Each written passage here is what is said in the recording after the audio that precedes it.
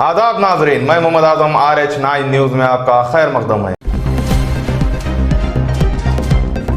आसिफ नगर ज़िला इलाके में आग लगने का वाक़या, 13 अफराद को बाहिफाजत बाहर निकालने में कामयाबी। मोहम्मद माजिद हुसैन मुकामी वाक़े पर पहुंच गए। शहर हैदराबाद के इलाके आसिफ नगर ज़िला में शदीद आग लगने का वाक़या पेश आया, जबकि फायर ब्रिगेड के अमले ने 13 अफराद को बाहिफाजत बाहर निकालने में कामयाबी हासिल की, जिसके लिए 7 फायर इंजनों की खिदमत हासिल की गई थी। फायर ब्रिगेड के जराये के मुताबिक इलाके झिर्रा में वाक़े अबू बकर मस्जिद के करीब एक फर्नीचर की तैयारी के यूनिट में आग लग गई। लिहाजा आग लगने वाली इस इमारत में सेलार, ग्राउंड फ्लोर के अलावा 3 मंजिलें और पेंट हाउस भी मौजूद हैं। लिहाजा सेलार और ग्राउंड फ्लोर के अलावा फर्स्ट फ्लोर पर फर्नीचर की तैयारी का काम किया जाता है और यहाँ गोदाम भी मौजूद है। आज सुबह तकरीबन 4:20 पर फायर कंट्रोल रूम को इस इमारत में आग लगने की इत्तला मौसूल हुई, जिसकी इत्तला मिलते ही फौरी बाद अंबरपेट गोलीगुड़ा असेंबली फायर इंजनों को मुकामी वाक़े पर रवाना किया गया और साथ ही रोबोटिक फायर फाइटर को भी यहाँ भिजवाया गया। इसी दौरान वहाँ मौजूद अमले ने आग पर काबू पाया और छत पर पनाह लिए गए अफराद को बाहिफाजत बचाने में कामयाबी हासिल की गई। तेलंगाना एडसेट के नताइज जारी, बीएड कोर्स में दाखिलों के लिए मुनक़िदा तेलंगाना एडसेट 2025 के नताइज हफ्ते को जारी कर दिए गए हैं। लिहाजा सदर नशीन council for higher education Balakrishna Reddy, vice chancellor Kakatiya university के प्रताप रेड्डी और दूसरों ने दफ्तर काउंसिल में ये नताइज जारी किए। वाज़ेह है कि एडसेट में शिरकत करने वाले 32,000 उम्मीदवारों में से जुमला 30,000 उम्मीदवार कामयाब करार दिए गए हैं, जबकि शहर हैदराबाद के उम्मीदवार गणपति शास्त्री ने 126 नशानात हासिल करते हुए एडसेट इम्तिहान में फर्स्ट रैंक हासिल किया है। आरटीसी में कंडक्टर्स की जायदादों पर आउटसोर्सिंग के जरिए भर्ती करने पर गौर। Telangana state road transport corporation, जिसने आउटसोर्सिंग के जरिए बस ड्राइवर का तकर्रुर किया है, अब इसी तर्ज पर कंडक्टर्स का भी तकर्रुर करने पर गौर कर रही है। फैसला किया गया है कि हैदराबाद, सिकंदराबाद और वरिंदर रेंजेस में आउटसोर्सिंग के जरिए तकरीबन 800 कंडक्टर्स का तकर्रुर किया जाएगा। वाज़ेह है कि चंद माह पहले ही आउटसोर्सिंग की बुनियाद पर 1000 ड्राइवर्स का तकर्रुर किया गया था। लिहाजा तरबियत के बाद ये ड्राइवर्स अपनी ड्यूटी अंजाम दे रहे हैं। एक अंदाजे के मुताबिक आरटीसी को इस वक्त 2000 से ज्यादा बस कंडक्टर्स की जरूरत है। इसके अलावा गुज़िश्ता 1 साल में 1200 से ज्यादा कंडक्टर्स रिटायर हो गए हैं, जिसकी वजह से आरटीसी को कंडक्टर्स की जरूरत है। मालूम हुआ कि मौजूदा कंडक्टर से ज़ायद जिम्मेदारियां ली जा रही है। इससे पहले आरटीसी इंतजामिया ने रियासती हुकूमत से ख्वाहिश की थी कि वो आरटीसी की खाली जायदादों पर भर्ती के लिए इजाज़त दें। अगरचे हुकूमत ने रजामंदी जाहिर की थी, लेकिन तखर्रुरात के अमल में ताख़ीर हो रही है। लिहाजा कई महीने गुजर जाने के बाद आरटीसी इंतजामिया ने अमले की कमी को पूरा करने के लिए आउटसोर्सिंग की बुनियाद पर तखर्रुरात करने का फैसला किया है। कांग्रेस के दौर में रियल एस्टेट में 15% का इजाफा, तामीराती शोबे में भी तरक्की। मिनिस्टर डी श्रीधर बाबू का खिताब। रियासत तेलंगाना के मिनिस्टर डी श्रीधर बाबू ने बताया है कि रियासत में रियल एस्टेट और शोबे वाराना खिदमत के शोबे में साल 2024-25 के दौरान 15 रिकॉर्ड फीसद तरक्की हासिल की गई है, जबकि उन्होंने बताया कि तामीराती शोबों में 11% का इजाफा हुआ है, जिसने तेलंगाना की मईशत में तकरीबन 80,000 करोड़ रुपए का ताउन दिया है। यहाँ एक प्रॉपर्टी शो का इफ्तिताह करने के बाद मीडिया से खिताब करते हुए श्रीधर बाबू ने बताया कि चंद मफाद परस्त ताकतें कांग्रेस के दौर में तेलंगाना की तरक्की के बारे में बड़े पैमाने पर झूठा प्रोपेगेंडा फैला रही है। इन्होंने कहा कि मैं ऐसे लोगों से कहना चाहता हूँ कि वो अपनी आंखें खोलें और हकीकी आदो-शुमार का जायजा लें। मजीद उन्होंने बताया कि रियासत की खिदमत के शोबे में होने वाली तरक्की में रियल एस्टेट का 24% हिस्सा है। इन्होंने बताया कि मुख्तलिफ अदाराजात और एजेंसी की रिपोर्ट से बताया गया है कि तेलंगाना में रियल एस्टेट और तामीराती शोबों में कांग्रेस के दौर में तरक्की हुई है। लिहाजा फरवरी के महीने में शहर हैदराबाद में 5900 मकानात रजिस्टर्ड हुए हैं, जिनमें 1 करोड़ रुपए और उनसे ज्यादा मालियत के मकानात 18% थे। GHMC के टाउन प्लानिंग शोबे में बड़े पैमाने पर तबादले। Commissioner greater Hyderabad municipal corporation ने बड़े पैमाने पर शोबे टाउन प्लानिंग में अहदेदारों के तबादले कर दिए हैं। लिहाजा इस सिलसिले में मज़कूरा महकमे के 27 अहदेदारों के तबादलों के लिए हफ्ते के रोज अहकाम भी जारी कर दिए गए हैं। बताया जाता है कि GHMC के चंद सेक्शन ऑफिसर्स को तरक्याती देते हुए इन्हें टाउन प्लानिंग के शोबे में मुकर्रर किया गया है। इसके अलावा हाल ही में एंटी करप्शन ब्यूरो की जानिब से शोबे टाउन प्लानिंग के चंद अहदेदारों को मुबैना करप्शन के इल्जाम पर पकड़े जाने के बाद GHMC कमिश्नर ने बड़े पैमाने पर तबादले कर दिए हैं। ज़राए ने बताया है कि हर पीर को दफ्तर GHMC में अवाम से मुलाकात के लिए जो प्रजावानी प्रोग्राम मुनक़्क़िद हुआ करता है, इसके दौरान भी कई शहरियों ने टाउन प्लानिंग शोबे के अहदेदार के खिलाफ शिकायत की थी। लिहाजा ये वजह है कि कमिश्नर GHMC ने ऐसे अहदेदारों के तबादले कर दिए।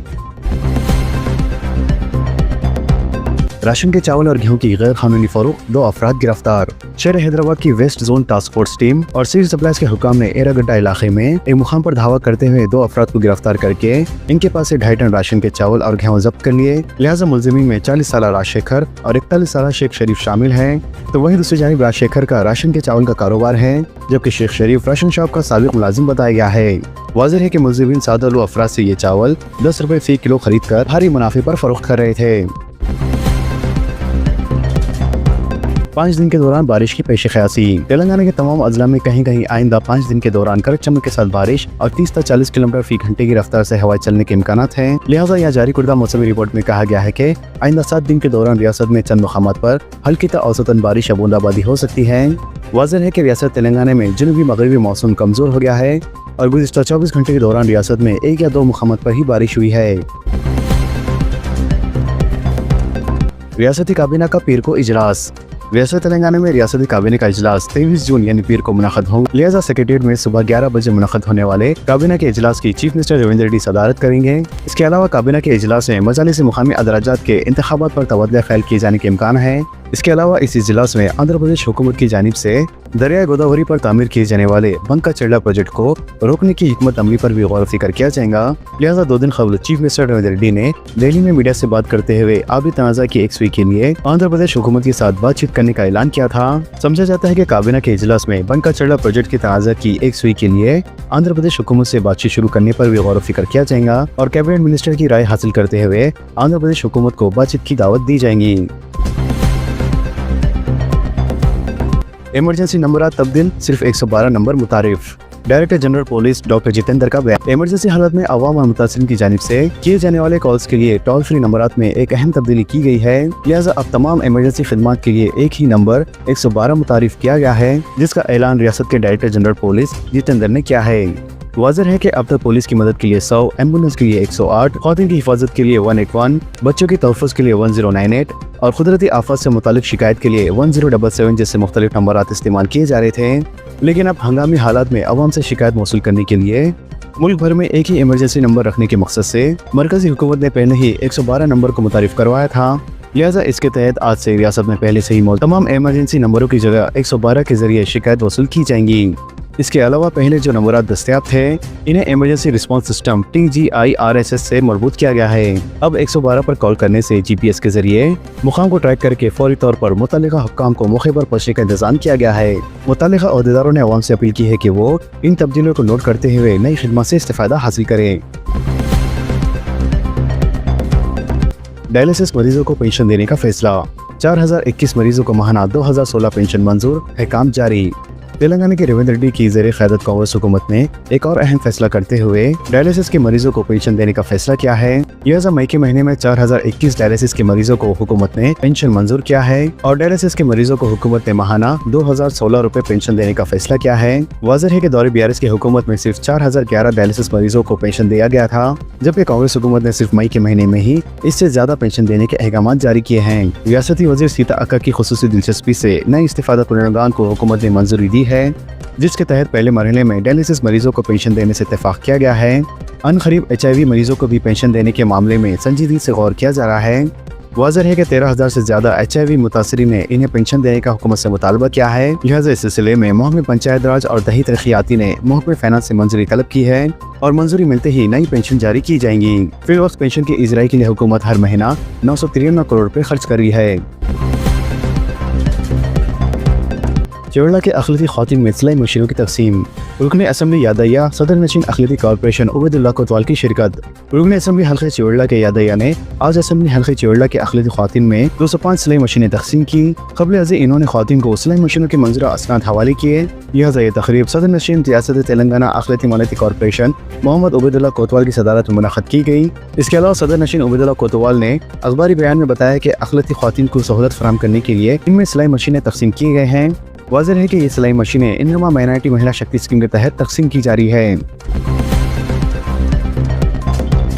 पैन कार्ड को आधार कार्ड से जोड़ना लाजमी, नए क़वायद 1 जुलाई 2025 से नाफिज। मरकजी हुकूमत की जानिब से जारी किए गए नए हुक्काम के मुताबिक अब पैन कार्ड में मौजूद नाम या डेट ऑफ बर्थ तब्दील करने के लिए सिर्फ और सिर्फ आधार कार्ड को ही लाजमी डॉक्यूमेंट्स करार दिया जाएगा। लिहाजा मौजूदा पैन कार्ड को आधार कार्ड से लिंक करने की आखिरी तारीख हुकूमत की जानिब से 31 दिसंबर 2025 मुकर्रर की गई है। तो लिहाजा जिन हज़रात के पास पैन कार्ड मौजूद है और जिन्होंने आधार कार्ड से अपना पैन कार्ड लिंक नहीं कराया है, वो हज़रात 31 तारीख 2025 से पहले अपना पैन कार्ड आधार कार्ड से जरूर लिंक करवा रहे। तो दोस्तों, इन खबरों से मुताबिक आप सबकी क्या राय है नीचे कमेंट बॉक्स में जरूर जाहिर करें और इसी तरह की लेटेस्ट एंड नई अपडेट्स के लिए हमारे चैनल के साथ जुड़े रहें। हमारे इस वीडियो को आपस में ज़्यादा से ज़्यादा शेयर करें। तो नाजरीन, इजाजत दीजिए और बने रहिए हम सब की आवाज़ RH9 न्यूज़ के साथ। चैनल को लाइक कीजिए, जितना हो सका ज़्यादा से ज़्यादा शेयर कीजिए और सब्सक्राइब करना ना भूलें। खुदा हाफिज़।